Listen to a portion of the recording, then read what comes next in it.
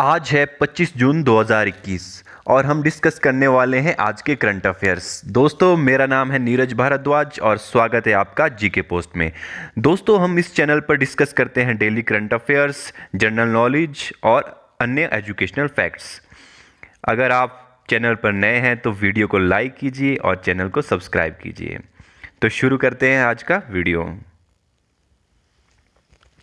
भारत और भूटान ने tax inspectors without borders पहल लॉन्च की। भारत और भूटान ने संयुक्त रूप से 23 जून 2021 को टैक्स इंस्पेक्टर विदाउट बॉर्डर्स पहल लॉन्च की है।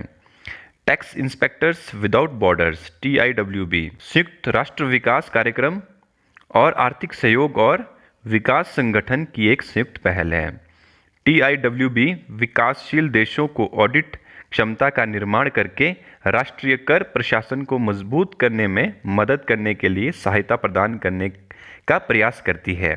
यह कर मामलों पर सहयोग को मजबूत करने और घरेलू कर जुटाने के प्रयासों में योगदान करने के लिए अंतर्राष्ट्रीय समुदाय के प्रयासों का पूरक है। TIWB कार्यक्रम का उद्देश्य विकासशील देशों के बीच तकनीकी जानकारी और कौशल को उनके कर लेखा परीक्षकों को हस्तांतरित करके और सामान्य लेखा परीक्षा प्रथाओं और ज्ञान उत्पादों के प्रसार को उनके साथ साझा करके कर प्रशासन को मजबूत करना है। भूटान की राजधानी थिम्पू है और यहाँ का सबसे बड़ा नगर भी थिम्पू है। भूटान के राजा का नाम है जिग्मे खेसर नामग्याल वांगचुक।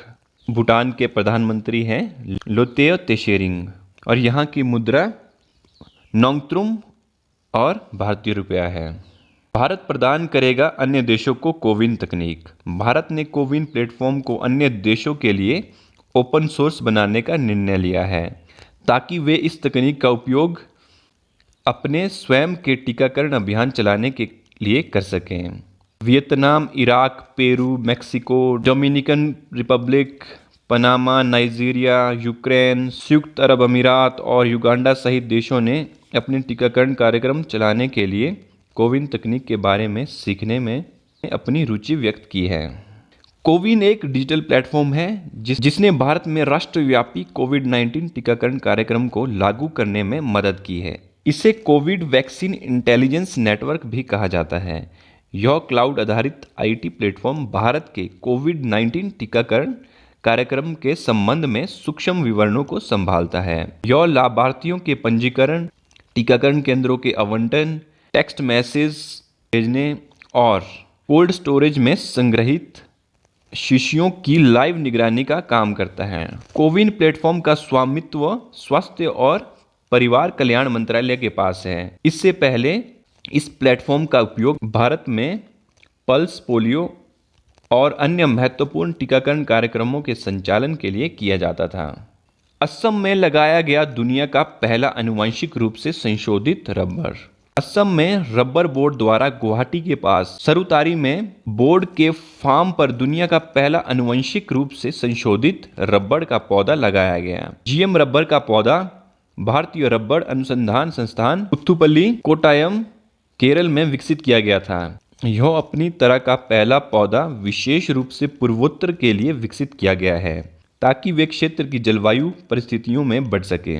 GM रबर के पौधे को विकसित करने की आवश्यकता महसूस की गई क्योंकि प्राकृतिक रबर गर्म आर्द्र अमेज़न जंगलों की पैदाइश है और पूर्वोत्तर में ठंड की स्थिति के लिए स्वाभाविक रूप से अनुकूल नहीं है।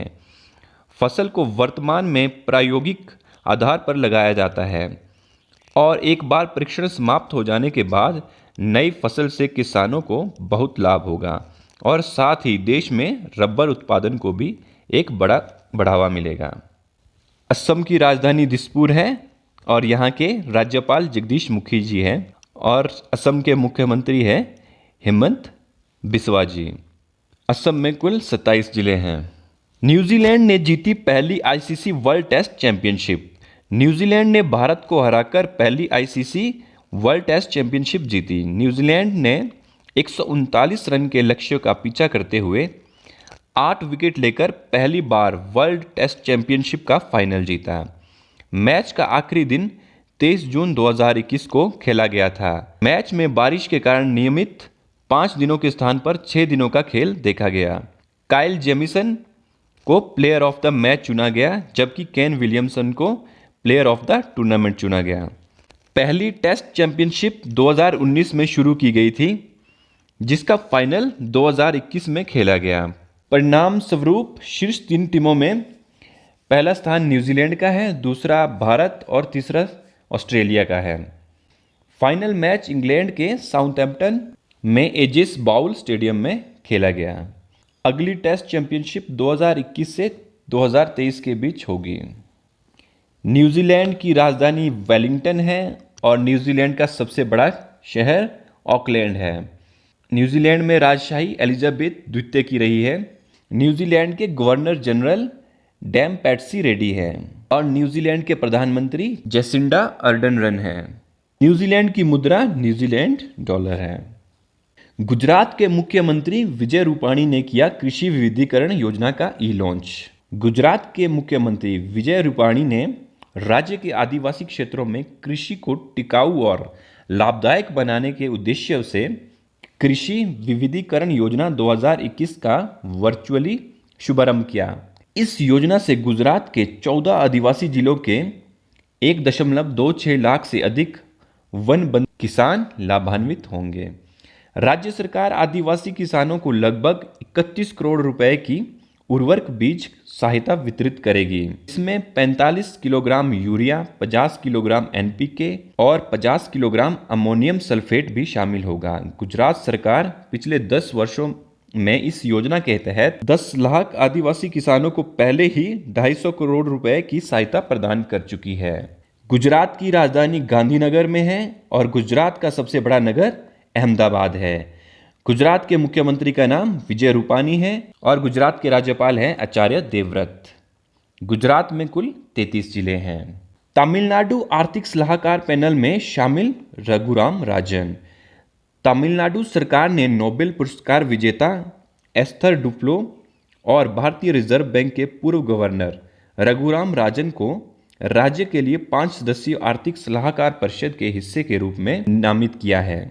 परिषद के अन्य सदस्य पूर्व मुख्य आर्थिक सलाहकार अरविंद सुब्रमण्यम, विकास अर्थशास्त्री जयांद्रेज और पूर्व केंद्रीय वित्त सचिव एस नारायण हैं।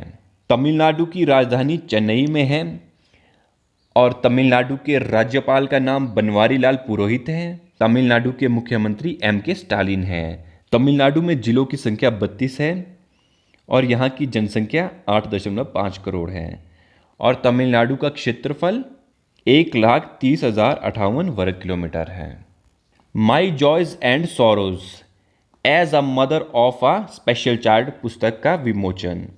केंद्रीय स्वास्थ्य मंत्री हर्षवर्धन ने कृष्णा सक्सेना की एक पुस्तक my joys and sorrows as a mother of a special child का अनावरण किया। यह भारतीय मातृत्व की सर्वोत्तम परंपरा में एक माँ की बहादुरी और सहनशक्ति का प्रतीक है। इसी नोट के साथ मैं आज का वीडियो समाप्त करता हूँ। जय हिंद, जय भारत।